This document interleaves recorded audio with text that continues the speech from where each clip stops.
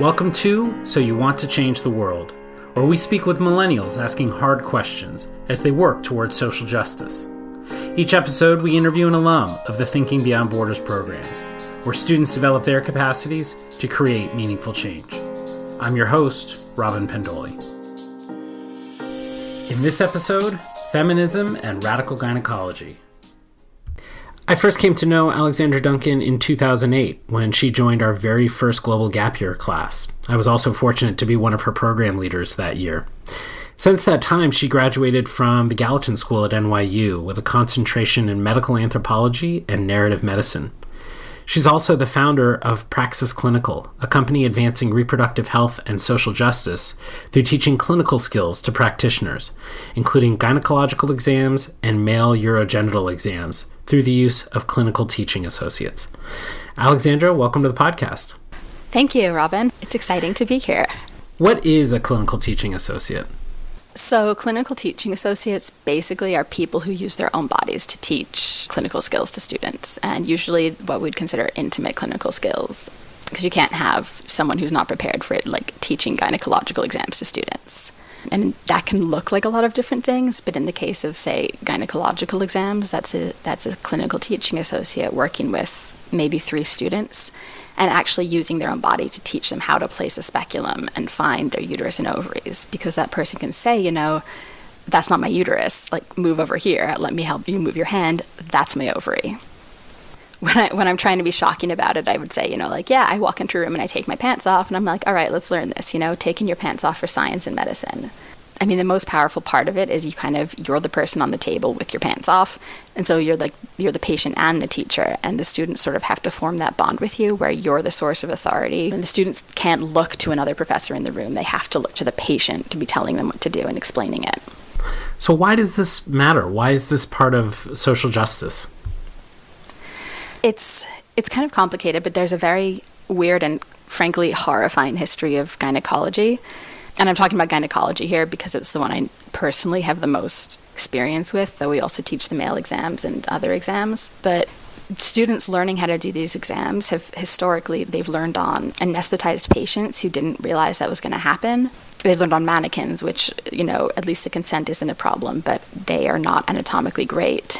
And I've had students who've learned on mannequins first, work with the CTA later and be like, I have no idea what to do with your legs, because mannequins don't have legs. Back quite a while ago, a doctor comes into the room to give the woman her exam, and he does it and he says, and I have these 7 medical students with me. You don't mind if they all do it too, right? How did you get into being a clinical teaching associate? I went into college with all these courses lined up and fairly advanced ones about international development. And I was like, oh God, what now? But I sort of retreated back to interests that I had and things I cared about that were in the US and things that I felt more confident in. So I started being a full spectrum doula, working with patients who are having abortions, which is a fairly radical thing and not too widespread. But I moved to New York for a semester to be an intern for the doula project. In that setting, people who choose to do that, I think of it as kind of the radical gynecology world. What were the factors that drew you into that work? Youthful, emphatic feminism. How did that feel like the right venue for that? Very firm belief in the right to choose what happens to your own body and abortion rights, and righteous indignation all the time about politics and people trying to take away that right. So it really felt like the front line of feminism in some ways for you. One of many front lines. I mean, I didn't think that I was, the god of feminism or that this was the only thing to do, but it was a thing that I felt like was the right thing for me to do, that I didn't have questions about. Everything else, I wasn't sure if it was right. I wasn't sure I was doing no harm, basically. And your role as a doula, just to be clear, wasn't to do any of the clinical work per se. You were really supporting the patient in the process. Is that correct? Yeah, doulas are totally non-medical. We'd say it's providing physical, emotional, and informational support. And it's something where we do it volunteer. You do a couple shifts a month usually, unless you are the intern. If a patient doesn't want you in the room, you leave. Or if someone's not responding to you, you step back. But almost all the time, the patient wants you there, and the connection forms very strongly, and it makes a big difference. But that also means that you get a really clear view of what else is happening in the room. So how did you go from being a doula assisting with abortions to being a CTA? So people who are doulas are specific, and I kind of think of radical gynecology is a small world. So everyone is doing all the things. So a lot of other doulas were already CTAs, were teaching gynecological exams. And so I found out about it and I was like, yes, that is me. I want to take my pants off for science, which is not everyone's response, but it's like a small subset of people. Some people hear about it and are like, no, that is so strange. And other people hear it and are just like, yes. And I was one of those. Why do you believe in the importance of CTAs? My belief in it kind of developed out of my work as a doula. And I doulaed a lot because I took a semester off school and moved to New York to be the intern. So I was douling, 4 days a week and being with people through a lot of procedures. And the more I was there, the more I was seeing of the interactions between patients and doctors and the hospitals and the whole system. And I started to feel like I did actually have thoughts about it. Like I didn't feel like I was inserting myself somewhere I didn't actually know what was going on. I started feeling like, okay, I don't like this and this could be better and I really disagree with this part of the paradigm or whatever. So having this upfront look at the process that it sounds like hundreds of women went through over the course of that first semester, you really came to have a deeper understanding of what was working in the medical system and what wasn't around reproductive health. Is that right? Yeah. Again, I still wouldn't say everything, but I did have this one field where I felt like I was starting to have opinions that I felt like were based in reality and that were opinions that I had the right to have, sort of. And so as I was thinking this, as I had these thoughts, because I also saw so many different doctors working with patients, I got a vibe for what I thought was, interactions I liked or things that I found that I didn't like. And so being a CTA is like a step back. You're the person teaching future providers how to do these exams, and you're teaching them the exams and how to be comfortable and how to have the patients comfortable, how to have the patients empowered, and you're teaching them how to communicate with patients. So that's this incredible opportunity to be the first exam they ever do and kind of shape how they think about it going forward. So being a CTA, it sounds like, is a mix between teaching physical, clinical skills, medical skills, with the anthropological understanding of how this affects humans. Yeah, it's mixing the medicine with the person on the table. I mean, that's what's so vital. There was something that I used a lot during my work with Gallatin, where I was working on things related to all of this work. I think it's from Becoming Doctor by David Reiser. I think that's it.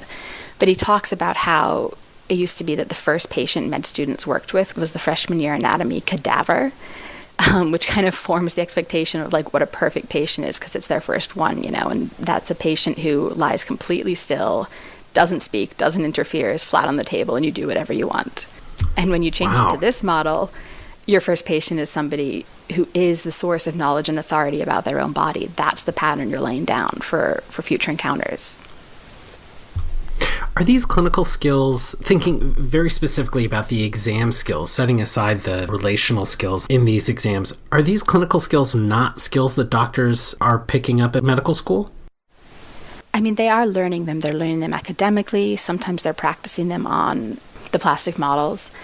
But, I mean, we're how they're picking them up. We're intentionally how they're taught. Like, this model is very widespread, and we are who teaches them these exams because, you have to learn them. Like some places and some people still actually learn them on real patients, Some people only learn them for the first time shadowing physicians and then being invited to do an exam on a patient, which is a really terrible way to start learning an exam. That poor patient. These are intimate exams. They can be uncomfortable if you're not doing them right. And people come in with so much baggage. It's so hard to have a female body in this world and not have baggage. That's not even considering people who have a history of trauma. Can you tell us the story of your first time as a CTA? So I went through, CTAs in general, we go through a very thorough training. It's very much a depth of knowledge. It's not necessarily broad, but this specific thing, like we know this thing and we know our bodies. So I'd been through the training. I'd done lots of practice teaching. I did some team teaching with another CTA. And my first solo session was at a Jewish medical school where we weren't allowed to teach if we had our periods, first of all. And I was sitting on the exam table. And usually we have about 3, maybe 4 students in a room, at least with Praxis, which is my business. But I, at that time, was working for a different program. And I was sitting on the table, and they knocked on the door, and I called them in. And 5 very tall male students came in, several of them wearing wedding rings, and 2 of them wearing yarmulkes. And they all filed in, and I'm sitting on the table in like my gown and my drape. And they were so nervous. They were so nervous. I mean, it's never stopped. It's always been the same, but it's this like unbelievably powerful feeling that you're in this crazy vulnerable position and everyone else is terrified. You're totally in charge. And, you know, I talked to them, like, you talk through the intro at first, you talk through language they can use with patients, how to start the session. And then you say, you know, like, okay, now you start the breast exam.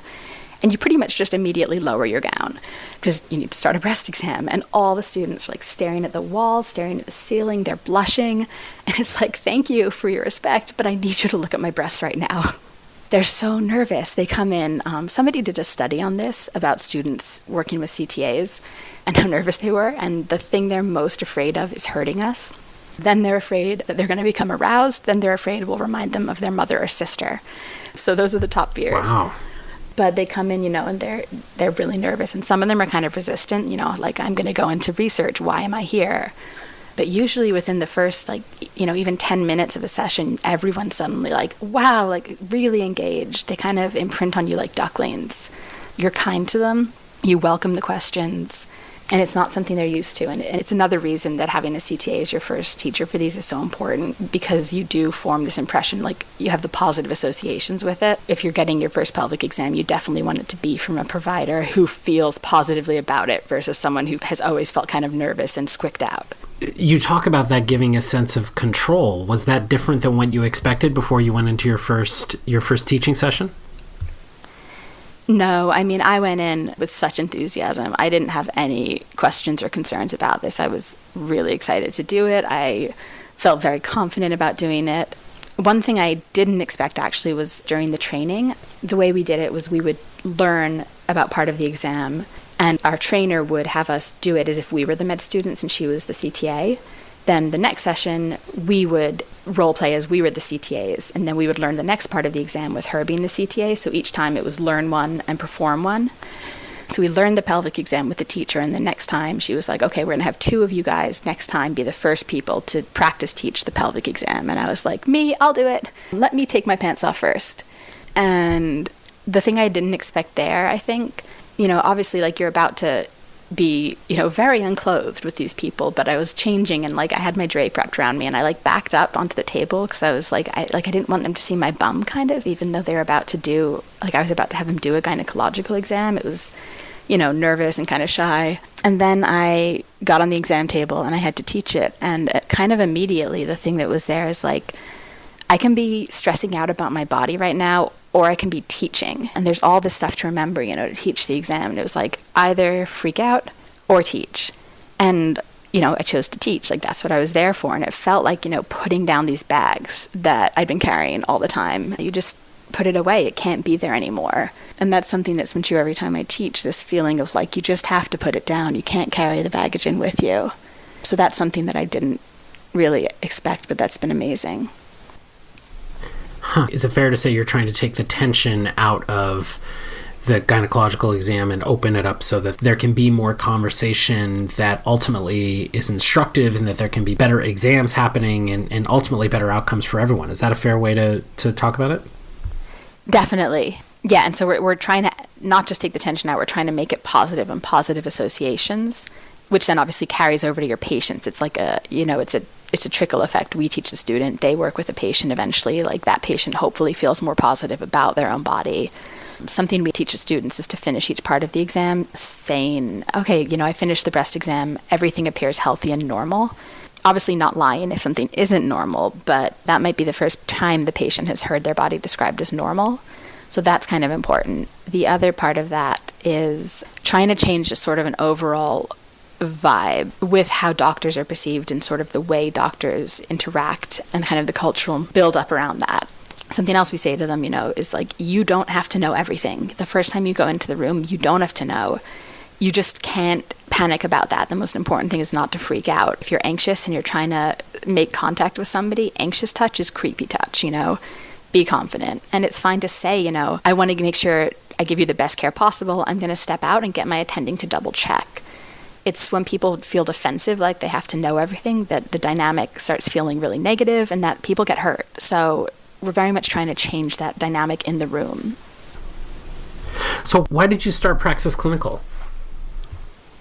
So I really liked being a CTA. I loved it. Like the feeling of kind of that empowerment, doing it, working with students. But so for me, I had been GTAing so much. And like I said, I really loved it. And I graduated school and I wanted it to be my full-time thing. And I didn't want a 9-to-5. I didn't feel like that was going to work. And I didn't feel like I would be successful at it, like knowing how I learn and how I work. And I wanted to do this. So I took a year to kind of see what I could make of it, which was a really stressful year. And there really wasn't any mechanism to do CTAing full-time. So like I was looking for different ways. And as I was doing it, I was working on kind of my own curriculum. Because, I started out with seeing ways I thought that doctor-patient interactions can improve. So then I moved up and now I was like, well, how could we improve CTA-doctor relations and teaching?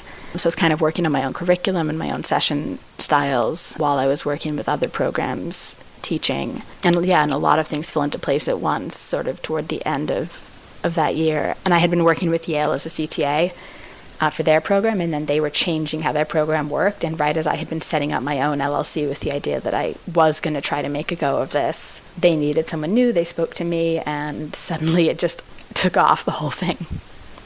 So what's the mission of Praxis Clinical? So like a buzzy concept in medical education is patient-centered care.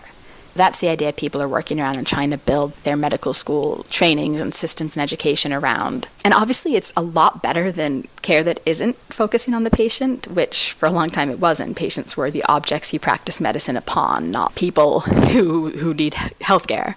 And so while patient-centered care is definitely an improvement, we actually would prefer patient-directed care. Patients are clients. Patients are coming in with needs. And we kind of think of care as like a package that you give a patient. And, if they ignore part of it, then they kind of ignore all of it. And it goes back to the idea of like that, the anatomy cadaver being the perfect patient because it's like still and silent. It kind of sets up this idea that, a patient that isn't still or that doesn't accept the entire package of care is a disobedient patient. And that shouldn't be the case. A patient comes in with needs, and it should be patient-directed. You should be meeting their needs. And, yes, the doctor is the expert, but that should be someone who's giving the information and the knowledge that the patient can work with, and then you work with them. Like, what are the things that matter to you in your life? Okay, why is this part of the care not working for you? How do we adjust? The healthcare system's really not set up to trust patients at all. Like they always ask you when you go in for your checkup, do you smoke? The way it's filled out is it's patient denies smoking. Like the assumption is they smoke and they're denying it versus patient doesn't smoke. Wow.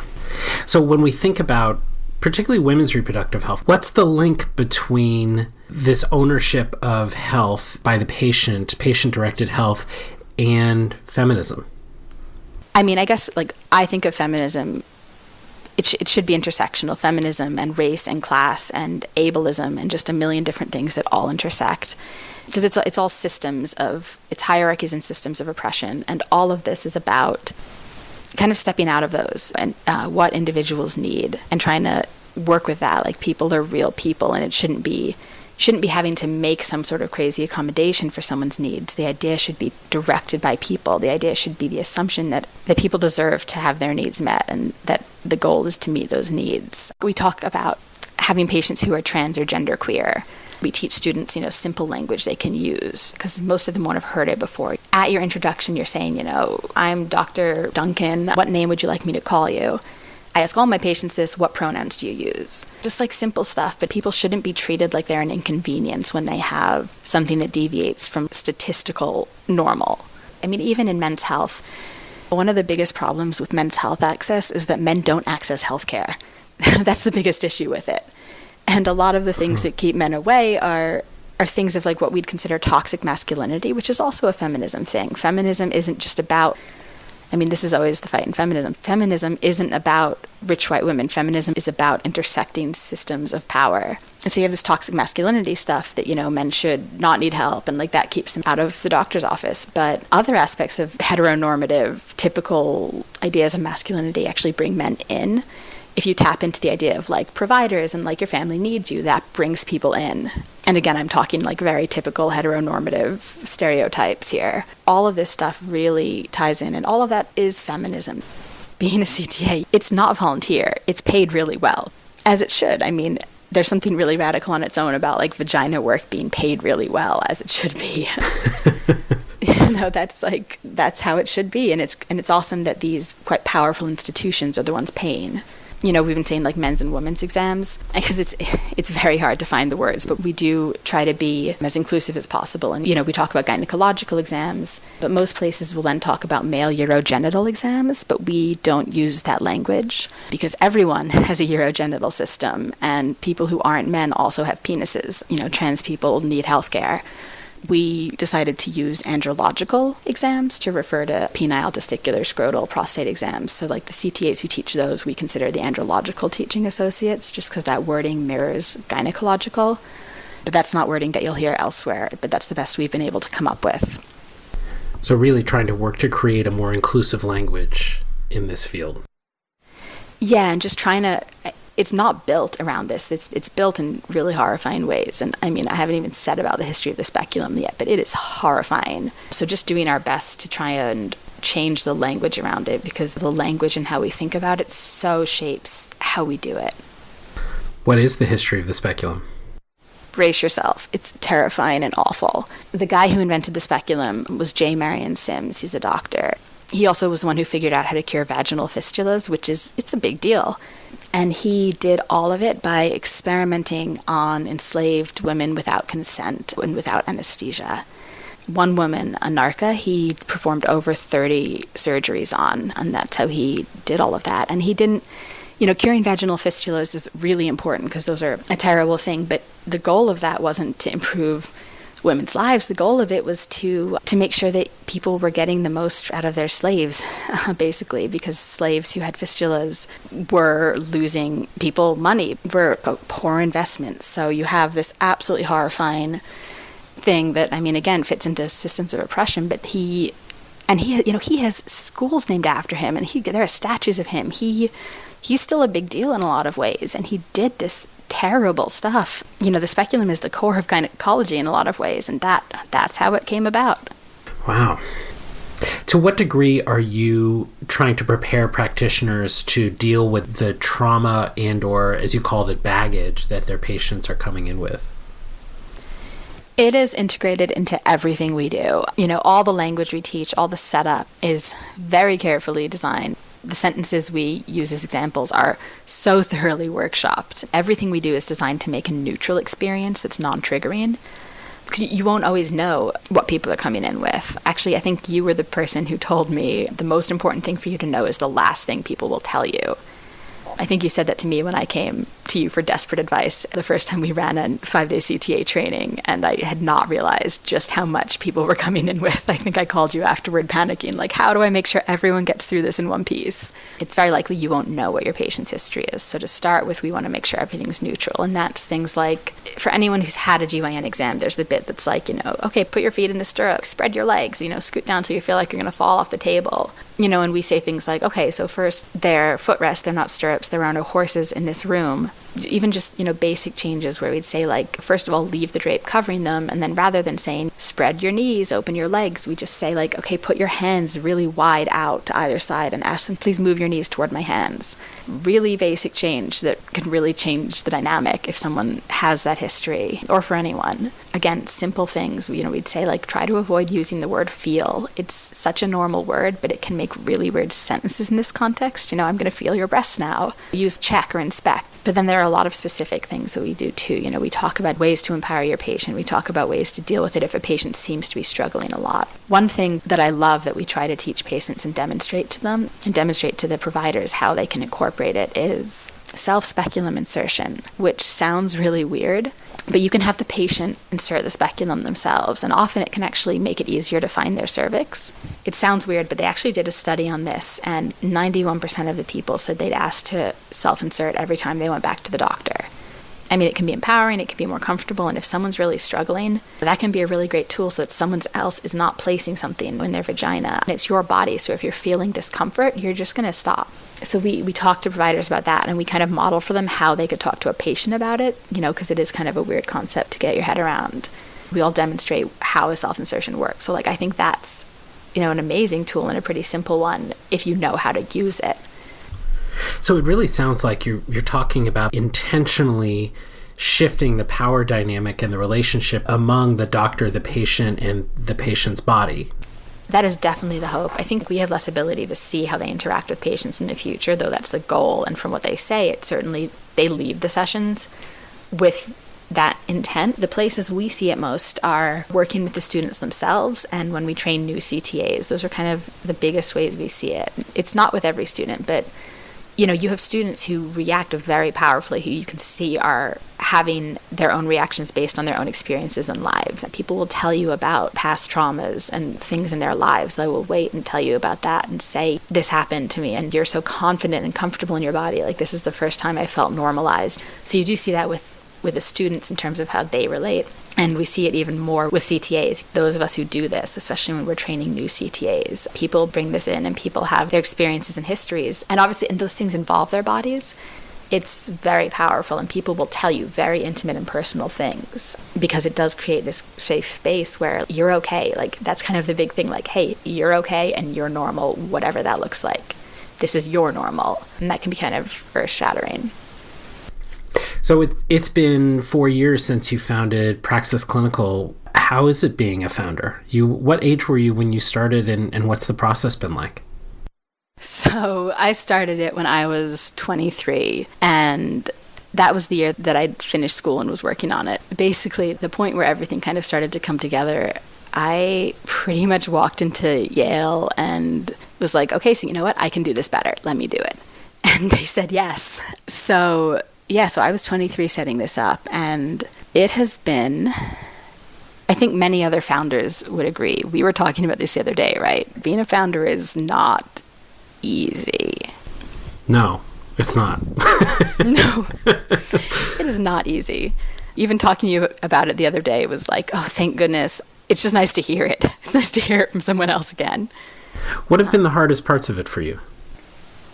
There have been different hard parts, but all along, I'd say overall, the hardest part has been myself. There are lots of this that I feel very confident in. There are things that I know I can do. That's why I was able to walk into Yale and say I can do this better, because I knew that I could do, the curriculum, the trainings, I knew I could do that. I'm good at the broad picture. I am not so good at the details. And there are a lot of details and management work, and so things that I know are my weaknesses. And, time, my energy very much ebbs and flows. There are times where I'm I am going to spend 3 days sitting up till 4 a.m. hammering this out because I'm so excited. And then there are other periods where it's I'm taking 3 days to achieve this one very small thing because I'm not able to turn that up right now. It's part of why I didn't want a 9-to-5. I wanted a system that I knew worked better for me.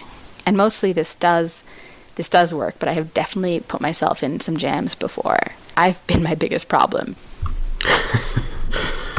Yeah, I definitely relate to that. I think that one of the biggest challenges that I've felt over the 12 years since we founded TBB was that sense that I was never good at any of the things that we had to do. As a founder, you have to do all of the things. You have to know how to do the HR and the bookkeeping or at least manage those processes if other people are leading them. You have to know how to do the marketing, the programming, leading a team of people, bringing them together around a mission, all of those things. And I felt like I have always been mediocre at all of them because I've just had so many different things on my plate. I couldn't focus on any one long enough to become an expert.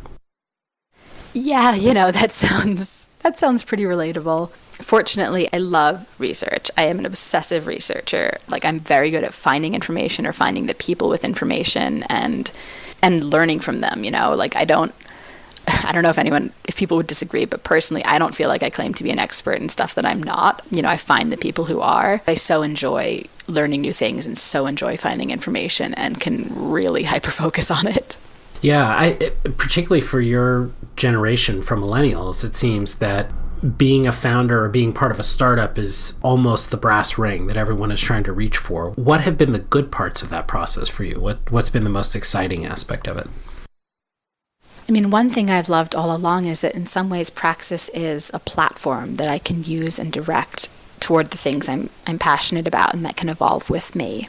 And that's a really amazing thing because this field is growing and I grow with it a lot. Like, that's the thing, is we learn all these new things and we create a product that I end up being really proud of, that we get really good at, and that our training is down, our system is down, the curriculum is down, and then we can be expanding. And there are all these things that I'm really excited to expand into in some new dimensions. But right now they're on a little bit on pause because of some of the hard parts of being a startup in terms of having to get what we have right now a little more streamlined. The way we are with Praxis, we have this extraordinary access that, I mean, really you couldn't find elsewhere. We're tied into so many different universities and hospitals. We have amazing contacts and people who work very closely with us. This field is very niche and people don't know how to manage it. Normal situations, normal professors and deans, normal clinical skills and standardized patient setups don't really know how to manage CTAs because it's totally different. The problems you get with CTAs you do not get with any other places, you know? So we do have this expertise. So we get brought in at very high levels and we get to work with people who are very high level and knowledgeable on different projects. And that's really amazing, and get really big experts in their fields working with us on curriculum or articles. And that access is amazing. Who have been some of the more interesting clients you've worked with over the years? Recently, we worked with the New York City Department of Health. They wanted a refresher pelvic training because they were bringing all these new providers on board. And that was a really interesting one. That was not our usual group. Often we work with students who are in second or third years, or nurse practitioners who've already worked as nurses and are in maybe their second year of school. But we also work with first-year med students. And the problems they have are very different than other groups. So, you know, with first years, they don't always know all the anatomy. And you want to set it up as like, okay, you know, we're not going to let you hurt us. We're going to take care of ourselves. We need you to take care of yourselves. You know, sit down, step out, get a drink or a snack, you know, whatever you need. We're going to try to avoid anyone fainting. We know you have hard days and long lives and blood sugar drops and genitals can be intimidating. But, you know, it's going to be fine. Let's not faint. Can you tell us the scope of Praxis Clinical's work? What are all the different things you do? The biggest part of our work has been clinical skills, where we work with MDs, PAs, MPs, whomever. The core that we started with was the gynecological teaching. And, you know, the second year, Yale Med asked us if we would develop what we call the andrological program, what's usually thought of as like male urogenital. So we developed a program that mirrors those GTA sessions. It's something that I'm very proud of because it's not something people are doing really. We really included a lot more about men's access and how to work with those male patients because they're kind of unicorns. You don't get them that much. So that's something I'm proud of. We've also recently been doing some phlebotomy trainings, which fits in kind of differently and is a different project on its own, and has also intersected uncomfortably with the challenges I give myself as founding a business. So that's an ongoing project. And phlebotomy is blood draws, essentially. Yeah, basic training before medical students go on their first rotation. So they don't, you know, the idea is like, okay, don't butcher yourself, don't butcher anyone else. How do you just start an IV and do a blood draw? And then something else, which right now is a direction that I'm really loving, is communities and lay people. A key part of Praxis all along has been lay people in healthcare, and that counts as patient-directed care, that the patient should be guiding it, that the doctor should be working with the patient. Of all of our products right now, this is the one I'm most proud of, is our clinical teaching associate training for new CTAs. We've created this 5-day training that teaches people, obviously, like how to teach these exams and teach them about the exams, but we build it all in about reproductive justice and reproductive health and reproductive rights and just social justice and the history of that and the intersections of race and class and ableism and just all of that. Like, we built this very comprehensive training. And it teaches people not just to teach these specific exams, but teaches people how to use their own bodies to teach, you know, so they can take it and go elsewhere and do other things. You know, people take it who aren't going to be CTAs because they want that depth of knowledge, you know, and the comfort that it helps build with your own body. But we also do community work. I've given talks at schools, and we're developing an undergrad workshop that I really love. It's like an owner's guide to your uterus and ovaries. What is in your body, and what are your hormones, and how are they affecting your day-to-day life, and how do you have a good experience at the doctor? I did a talk at a school, and the audience was totally different than usual. It wasn't like the Women's Studies and Feminist Club. It was like all these people with no knowledge or interest. They came because they were going home to get their first pap test in winter break and were really nervous. Bringing that knowledge to people and helping them know what's going on so they can take control. That's something that we really care about, and we get to work on from both sides, helping people who are patients in some contexts to have that control and power, and then working with the providers so that they're going to respond well to that and that dynamic is going to work. And I'm assuming that listeners can go to your website at praxisclinical.com to learn more about all of these different opportunities? They can, and they can get self-speculum instructions. We'll include links to those on the Thinking Beyond Borders website, too. What do you think comes next for Praxis Clinical? There are companies doing really exciting things with healthcare, with medical education, with different programs, and actually with virtual and augmented reality, which right now sounds like totally different from what we're doing. But, there's one company in particular that is doing something with potentially augmented reality where, like a Google Glass type thing where you can be seeing anatomy that you can be interacting with. You can be moving it around, you can be blowing it up, you can be studying. And I think it would be so cool to be able to integrate that with the CTA session. Like if you could be working with the CTA and simultaneously seeing the overlay of the anatomy, if you could be holding a CTA's uterus while seeing the anatomy overlaying it, and the CTA can be saying my uterus is tilted forward, anteverted, and then maybe with the augmented reality part of it, then you could change the position of the uterus and okay, well, if it were in this position, how would you need to change your hands to find it? That's something I think would be amazing, and there are a couple of other different fields like that integrating technology, because that's the big thing now is medical education is integrating more and more technology and simulation, and it's amazing. But I think the risk is really dropping the personal aspect, and especially given the whole patient-directed or even patient-centered thing, that's a problem. But I think that we could be part of that missing link in terms of how do you do people and technology. At the end of each episode, we ask each of the people that we interview the same question, and it's now your turn. What's the most important question you're asking right now? I'm always asking, how do we do this better? And certainly right now, I think I'm at a new stage in my own experience of being an entrepreneur. And some of it for me is how do I adapt my behaviors and my life to be the person I want to be in this field? How do I change things around so that I feel confident in what we're doing and also feel confident in myself? At first, it was so exciting and I felt so confident in this skill set, but we've expanded to the point where I need to figure out how to feel solid in all of this again. And I guess also I'm asking hey, how could we work with virtual reality stuff? So there's the two sides. Alexandra, thanks for joining us today. Thanks, Robin. As always, be sure to check out other episodes of the So You Want to Change the World podcast to hear more about the incredible social impact of our Thinking Beyond Borders alumni. Be sure to subscribe and leave a review on iTunes or your favorite podcasting app. You can also find more information and links to resources mentioned in this episode on our website at thinkingbeyondborders.org/podcast. Special thanks to Julia Jones, who produced and edited this episode. Thanks for listening.